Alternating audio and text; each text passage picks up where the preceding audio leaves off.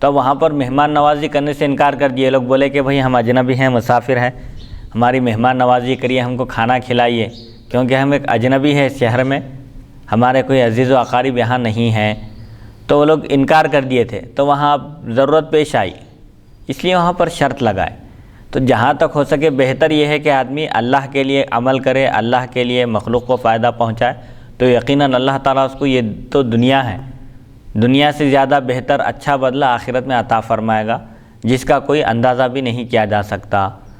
یہ اگر اس بات کو پیش نظر رکھیں تو بہتر ہے، کیونکہ زبان تو ہر ایک کی وہی ہے، لیکن زبان کے اندر تاثیر پیدا ہونا یہ صرف اللہ کی عطا اور اس کی دین سے ہے. جیسے بابا فرید رحمۃ اللہ علیہ کے پاس ایک شخص حاضر ہوا اور عرض کیا کہ میری بیٹی کی شادی ہے، آپ میری مدد فرمائیے. تو حضرت فرمائے کہ تھوڑی مٹی لاؤ، فرمایا سے مٹی وغیرہ کچھ اینٹ لانے کا حکم دیے. وہ شخص لے کر حاضر ہوا تو آپ 3 مرتبہ سورہ اخلاص پڑھ کر پھونکے تو سونا بن گئی مٹی. تو وہ شخص خوش ہو گیا کہ بھئی ایک تو میری مدد ہو گئی اور پھر نسخہ بھی معلوم ہو گیا، 3 مرتبہ سورہ اخلاص پڑھتے ہی سونا بن گئی وہ اینٹ. اور وہ شخص بھی اسی طرح کا عمل کیا. تو جیسے اینٹ پہلے تھی 3 مرتبہ سورہ اخلاص پڑھنے سے پہلے پڑھ کر پھونکا تو بھی اسی حالت میں تھی اینٹ. تو حضرت کی خدمت میں حاضر ہو کر عرض کیا تو حضرت فرمائے، حضرت کے کوئی مرید فرمائے کہ بھئی تم بابا فرید کی زبان کہاں سے لاؤ گے؟ زبان میں فرق ہے، تاثیر ہونا یہ اہم چیز ہے. بعض لوگوں کو اللہ تعالیٰ اپنی عطا سے، اپنے فضل و کرم سے ایسی تاثیر عطا فرماتا ہے کہ ایک شخص ہزاروں جگہ علاج کرا کے جب عاجز آ جاتا ہے اور ان کے پاس پہنچتا ہے تو الحمدللہ صرف ایک ہی مرحلے میں اس کو شفا حاصل ہو جاتی ہے. بے شک ایسے بھی واقعات دیکھنے میں آئے ہیں. یہ خالص اللہ کی عطا اور اس کی دین ہے کہ وہ اپنے بعض بندوں کی زبان میں شفا اور تاثیر عطا فرماتا ہے، جس کی وجہ سے مخلوق کو فائدہ پہنچتا ہے. واقعہ میں آخری عرض کروں گا، ایک آدھ منٹ کے اندر ہی واقعے کو پورا کروں گا میں. جی. کہ حضرت بحر العلوم عبدالقدیر صدیقی رحمۃ اللہ علیہ کے ایک صاحبزادے تھے، جی، حضرت حسین شجاع الدین صدیقی رحمۃ اللہ علیہ. جی. میں اپنی زندگی میں دیکھا مفتی صاحب، زندگی میں دیکھا کہ واقعی اللہ کے ایسے بھی ولی بزرگ ہوتے ہیں. دیکھیے آپ جی، کہ میں میرے حقیقی خالو حضرت، جی، میں ان کو کیا کیا جو ہے وہ کچھ لوگ جادو کرا دیے تھے یا کچھ بہرحال سفلی عملیات وغیرہ کرا کے پیراں اور ہاتھ جو ہے معذور کر دیے تھے خالو حضرت کے میرے. تو میں مختلف دواخانوں کو لے کے پھرا ہوں اور حیدرآباد کے مختلف مشائخین اعظام کے پاس حاضر ہوا اور کئی عاملوں کے پاس بھی گیا، سب جگہ پڑھ کے پھکایا، کہیں بھی فائدہ نہ ہوا. تقریباً 2.5 سے 3 لاکھ روپے خرچہ بھی کیے خالو حضرت، اس کے باوجود بھی خالو حضرت کو فائدہ نہیں ہوا. لیکن میں حضرت بحر العلوم عبدالقدیر صدیقی رحمۃ اللہ علیہ کے جو صاحبزادے ہیں حسین شجاع الدین صدیقی رحمۃ اللہ علیہ، حضرت کے پاس لے کے گیا.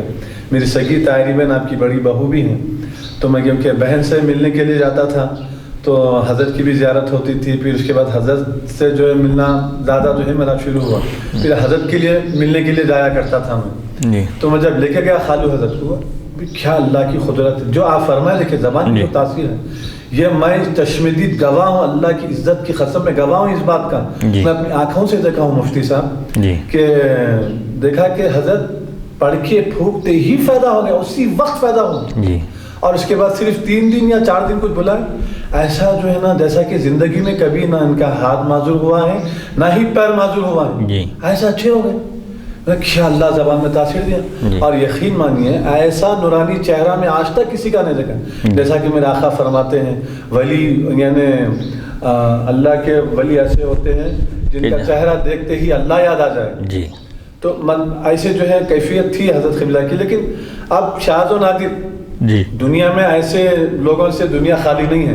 یہ اور بات ہے ہماری نظر ان تک نہیں پہنچ سکتی ہے. تو میں نے اب ایسی کیفیت تو اب دیگر لوگوں میں نہیں دیکھا. میں حسین شجاع الدین صدیقی رحمۃ اللہ علیہ حضرت کا وصال ہو گئے، تقریباً 16-17 سال ہو چکے ہیں، لیکن یہ کیفیت 15 سال ہو گئے اور یہ کیفیت اب تک کسی میں نہیں دیکھا.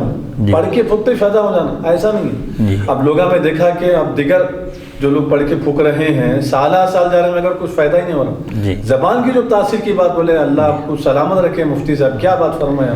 تو یہ اللہ کا تاثیر کی بڑی اہمیت ہے، یہ اللہ کا فضل سمجھے. وذالک فضل اللہ یؤتیہ من یشاء. اللہ جس کو چاہتا ہے عطا فرماتا ہے. کسی کی زبان میں تاثیر دے دیتا اور کسی کے چہرے کو ایسا بارعب بنا دیتا کہ لوگ دیکھتے ہی ان کو اللہ یاد آ جاتا ہے. یعنی اللہ کے جو محبوب اور مقرب بندے ہیں اللہ تعالیٰ کی مدد ان کے شامل حال رہتی ہے جس کام کا بھی وہ ارادہ کرتے ہیں. جیسا کہ حدیث شریف میں آیا کہ اللہ کے بعض بندے ایسے بھی ہیں لو اقسم علی اللہ لابرہ، دیکھنے میں حقیر معمولی معلوم ہوتے ہو دنیاوی اعتبار سے، لیکن ان کا مقام اللہ کے پاس بہت اونچا ہوتا ہے۔ بہرحال یہ اللہ کی عطا ہے، سمجھیے زبان کی تاثیر بھی یہ بہت اہم چیز ہے۔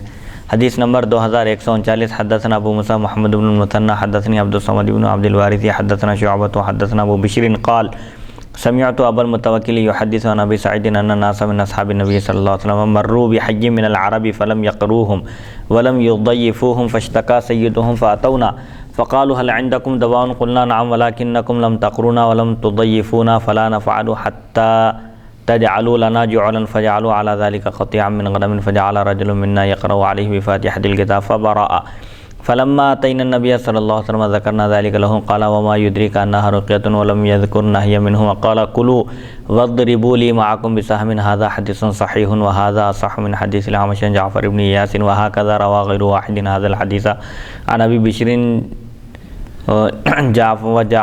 جعفر بن ابی وحشیۃ عن ابی المتوکل عن ابی سعید وجعفر بن ایاس هو جعفر بن ابی وحشیۃ۔ حضرت ابو سعید خدری رضی اللہ عنہ فرماتے ہیں بعض صحابہ کرام ایک عرب قبیلے کے پاس سے گزرے، عرب کے قبیلے کے پاس سے گزرے، انہوں نے نہ تو ان کو مہمان ٹھہرایا اور نہ ہی ان کی ضیافت کی۔ صحابہ کرام کی ایک جماعت کا عرب کے قبیلے کے پاس سے گزر ہوا تو اس قبیلے والوں نے نہ صحابہ کرام کو اپنا مہمان بنایا اور نہ ہی ان کی مہمان نوازی کی، یعنی کسی قسم کا کوئی تعاون نہیں کیا ان کے ساتھ اجنبی ہونے کی حیثیت سے۔ اسی دوران ان کا سردار بیمار ہو گیا، صحابہ کرام کا بھی اس شہر میں قیام تھا، ان کا سردار بیمار ہو گیا۔ اب اوپر کے واقعے میں آیا کہ اس سردار کو بچھو نے ڈس لیا تھا، بچھو کاٹا۔ بہرحال اب دونوں حدیثوں کا خلاصہ وہی ہے۔ وہ ہمارے پاس آئے اور کہنے لگے تمہارے پاس کوئی دوا ہے؟ ہم نے کہا ہاں، لیکن چونکہ تم نے ہمیں مہمان نہیں ٹھہرایا اور نہ ہی ہماری ضیافت کی، اس لیے جب تک تم ہماری اجرت مقرر نہ کرو ہم تمہارا علاج نہیں کریں گے۔ چنانچہ انہوں نے اس پر بکریوں کا ایک ریوڑ اجرت مقرر کی۔ انہوں نے کہا کہ ٹھیک ہے، آپ ہمارے سردار کو اچھا کر دیجئے، دم کریے، ہم اس کے عوض میں آپ کو بکریوں کا ایک ریوڑ، ایک مندہ سمجھے جہاں پر بکریاں ہوتے ایک ریوڑ عطا کریں گے اس کے صلے میں۔ ہم میں سے ایک صحابی نے اس پر سورہ فاتحہ پڑھی اور وہ ٹھیک ہو گیا، اچھا ہو گیا سردار۔ ہم نبی اکرم صلی اللہ علیہ وسلم کی بارگاہ میں حاضر ہوئے تو واقعہ عرض کیا، آپ نے فرمایا تمہیں کیسے پتہ چلا کہ سورہ فاتحہ یہ تریاق ہے، ہر بیماری کا اس میں علاج ہے؟ حضور اکرم صلی اللہ علیہ وسلم نے یہ بات منع کے طور پر نہیں فرمائی تھی۔ آپ یہ نہیں فرمائے کہ بھائی تم لوگ غلط کام کیے۔ اگر دم کرنا، قرآنی آیات کے ذریعے علاج کرنا، روحانی علاج اگر درست نہ ہوتا تو حضرت پاک علیہ الصلوۃ والسلام فوراً صحابہ کو تنبیہ فرماتے تھے اور فرماتے تھے کہ بکریاں بھی واپس کر دو۔ تو اس حدیث شریف سے معلوم ہوا کہ قرآنی آیات کے ذریعے، احادیث شریفہ میں جو دعائیں آئی ہیں ان کے ذریعے روحانی علاج کرنا منع نہیں ہے، بلکہ شرعاً اس کی اجازت ہے، درست ہے۔ سورہ فاتحہ میں ہر بیماری کی شفا ہے، اور سورہ فاتحہ چونکہ پوری قرآن کا خلاصہ ہے، کلام الہی کا خلاصہ ہے سورہ فاتحہ میں، اس کو سورہ شفا بھی کہا گیا ہے۔ تو سورہ فاتحہ، اب یہ ایک اور چیز ہے کہ اعتقاد اور یقین ایک الگ چیز ہے۔ جب تک بندے کے دل میں اعتقاد اور یقین نہ پیدا ہو اس وقت تک کوئی چیز اس کو فائدہ نہیں پہنچا سکتی۔ اعتقاد اور یقین ہونا بھی ضروری ہے۔ پہلے صحابہ کرام ہو یا پہلے کے جو لوگ مسلمان تھے ان کے دلوں میں اعتقاد تھا، یقین تھا، اور آج یقین نہیں ہونے کی وجہ سے لوگوں کو فائدہ نہیں ہو رہا، ورنہ قرآن کی ایک ایک آیت بلکہ ایک ایک حرف میں جو تاثیر ہے وہ دنیا کی کسی چیز میں نہیں ہے۔ لیکن چونکہ اس کے لیے اعتقاد اور یقین پختہ ہونے کی ضرورت ہے، جب تک یقین کامل نہ ہو اس وقت تک انسان کو فائدہ نہیں ہو سکتا۔ نبی اکرم صلی اللہ علیہ وسلم کی خدمت میں حاضر ہوئے صحابہ کرام اور بکریوں کا ریوڑ لے کر اور پورا واقعہ بیان کیے تو حضرت پاک علیہ الصلوۃ والسلام نے صرف یہ پوچھا کہ بھائی تم کو کیسے معلوم کہ سورہ فاتحہ اس کا تریاق ہے، اس کا توڑ ہے، اس کی دوا ہے؟ آپ نے منع کے طور پر نہیں فرمایا، اور یہ بھی نہیں فرمایا کہ بھئی یہ تم جو کام کیے یہ غلط ہے، پھر اس پر اجرت لیے یہ بھی غلط ہے۔ تو اجرت جو لیے ہیں اس کو بھی آپ نے ثابت رکھا، ناجائز نہیں فرمایا، بلکہ یہ فرمایا کہ کھاؤ اور اپنے ساتھ میرا بھی حصہ مقرر کرو، تمہارے لیے اس کا کھانا جائز ہے بلکہ مجھے بھی اس میں شریک کرو۔ یہ حدیث صحیح ہے، اور اعمش کی روایت جو انہوں نے جعفر بن ایاس سے روایت کی اس سے زیادہ صحیح ہے۔ کئی حضرات نے اسے اسی طرح بواس سے ابو بشر جعفر بن ابی وحشیہ اور ابو المتوکل حضرت ابو سعید خدری رضی اللہ عنہ سے روایت کیا، جعفر بن ایاس سے جعفر بن ابی وحشیہ مراد ہیں۔ بہرحال دونوں حدیثوں کو خلاصہ یہ ہے کہ قرآنی آیات کے ذریعے، احادیث شریفہ میں وارد دعاؤں کے ذریعے روحانی علاج کرنا جائز ہے، اور ان پر اجرت لینا بھی جائز ہے، واجب نہیں ہے، اگر کوئی لینا چاہے تو اس کے لیے لینے کی اجازت ہے، حرام نہیں ہے۔ حدیث نمبر 2140 باب ما جاء فی الرقیٰ والادویۃ، یہ بیان اس حکم کا جو دم کرنے اور دواؤں کے بارے میں آیا ہے۔ حدثنا ابن ابی عمر حدثنا سفیان عن الزہری عن ابی خزامۃ عن ابیہ قال سألت رسول اللہ صلی اللہ علیہ وسلم قلت یا رسول اللہ ارأیت رقا نسترقیہا ودواء نتداوی بہ وتقاتا نتقیہا هل ترد من قدر اللہ شیئا قال ہی من قدر اللہ ھذا حدیث حسن صحیح۔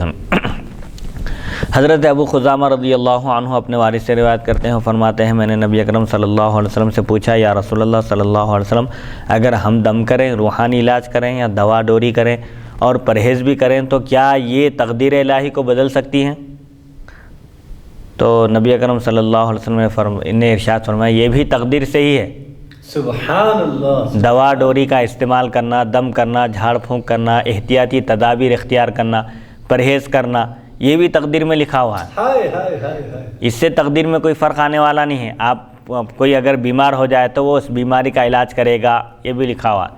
کوئی اگر کسی پر اگر اثرات ہو جائے، جن یا عاصف وغیرہ کا وہ شکار ہو جائے تو اس کا روحانی علاج کیا جائے گا، وہ روحانی علاج کی طرف رجوع ہوگا، یہ بھی تقدیر میں لکھا ہوا۔ اسی لیے جب ایک مقام پر تعاون آیا تھا، وہاں سے غالباً حضرت ابو عبیدہ رضی اللہ عنہ یا حضرت عمر، کیونکہ حدیث میں آیا کہ جس مقام پر تعاون آیا ہے وہاں پہلے سے آپ موجود ہیں تو وہاں سے نکلنا نہیں، کمزور عقیدے کی دلیل ہے، ڈر کے نکل جا رہے ہیں آپ وہاں سے۔ تو ایک صحابی نکل رہے تھے تو دوسرے صحابی بولے ارے فرارا من قدر اللہ، بولے یہ تو اللہ کی تقدیر ہے، یہ فیصلہ ہے اللہ کا یہ کہ تعاون آیا ہے اور تعاون کی وجہ سے لوگ ہلاک ہوں گے، تو اب اللہ کی تقدیر سے آپ فرار ہو رہے ہیں۔ تو صحابی کیا جواب دیا فوراً؟ فرارا من قدر اللہ الی قدر اللہ، میرا یہاں سے نکلنا بھی تقدیر میں لکھا ہوا ہے بولے۔ سبحان اللہ۔ تو اس کا مطلب یہ ہے کہ آدمی ایسے مقامات پر نہ جائے جہاں پر کوئی وبا پھیلی ہوئی ہے یا کوئی بیماری عام ہو گئی ہے، کیونکہ نفس انسان کی جان اور اس کے مال کو، مومن کی جان اور مال کو اللہ نے خرید لیا ہے اور جنت اس کا عوض مقرر کیا ہے اس کے بدلے۔ تو جب ہم اپنی کوئی چیز بیچ دیتے ہیں تو اس میں تصرف نہیں کر سکتے، ہم اس کو استعمال نہیں کر سکتے۔ تو اب جب یہ جان بھی اللہ کی ہے اور مال بھی اللہ کا ہے تو ہم اس کے حکم کے بغیر، اس کی اجازت کے بغیر اس میں تصرف